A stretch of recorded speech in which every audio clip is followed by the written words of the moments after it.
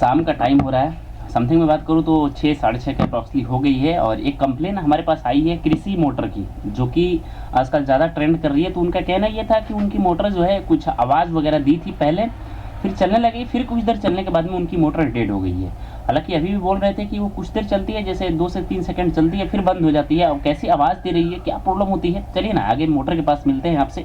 और इस टाइम में इस कस्टमर को सॉल्व करना और चेक करना थोड़ी सी डिफिकल्ट होती है, बट लाइट का थोड़ा सा प्रॉब्लम होगा, आप लोग एडजस्ट कर लीजिएगा। बट हम जब मोटर के पास पहुंचेंगे तो उस टाइम में आपको लाइट वगैरह जला करके दिखाएंगे, बट थोड़ी सी अगर कमी होगी तो एडजस्ट कर लेना। मिलते हैं, आपको ये जानकारी रखनी चाहिए कि आखिरकार इस तरह की प्रॉब्लम आती है तो आप कैसे सेटिस्फाइड होंगे कि आखिरकार इसकी कॉइल की प्रॉब्लम है या मोटर की वायरिंग की प्रॉब्लम है या जो भी प्रॉब्लम हो। चलिए ना मोटर के पास सॉल्व करते हैं और आपको दिखाते हैं।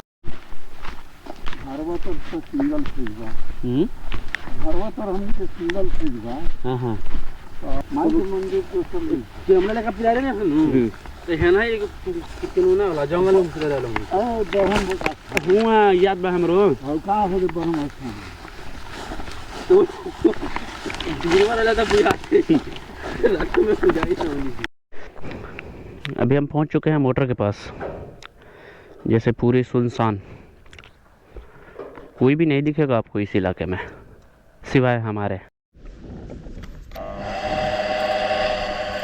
बंद करें। जैसे आपने प्रॉब्लम अभी देखा, हल्के हल्के स्पीड दे रही है, तो हो सकता है शायद कैपेसिटर की प्रॉब्लम हो। तो बट हम कैपेसिटर भी वगैरह सब कुछ लेके चले साथ में। 50 FMD की कैपेसिटर हमारी, जैसे ज़्यादातर तो 50 FMD चलता है। 50 FMD हमने कैपेसिटर इसमें लगाएंगे और देखेंगे कि एक्चुअली इसका प्रॉब्लम कैपेसिटर का है या कोयल का है। अगर कैपेसिटर से आ गई तो ठीक है, नहीं आई तो फिर कोयल का है। एक कंपनी के बढ़िया ऐसी नहीं की का सबसे बढ़िया एवरेज चलता है क्लास का, किरलोस का। कंडेंसर का कनेक्शन होने के बाद में हम देते हैं इसको सप्लाई, क्योंकि कंडेंसर हमने लगा लिया है, पुराना वाला भी रह दिया क्योंकि उसकी एक वायर हमने हटा लिया। अब देते हैं सप्लाई और देखते हैं कि क्या हमारी प्रॉब्लम एक्चुअल कोयल कैपेसिटर का है या कोयल का है।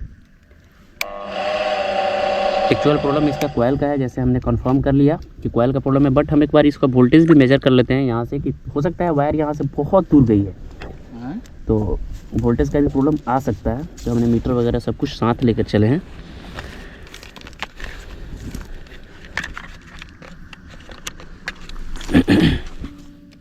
वोल्टेज अभी देखो 440, यानी कि 468 वोल्ट हमारी रीडिंग आ रही है, यानी कि वोल्टेज का प्रॉब्लम नहीं है। हमने कंफर्म हो लिया कि हाँ इसकी कॉइल डेड है इस मोटर का।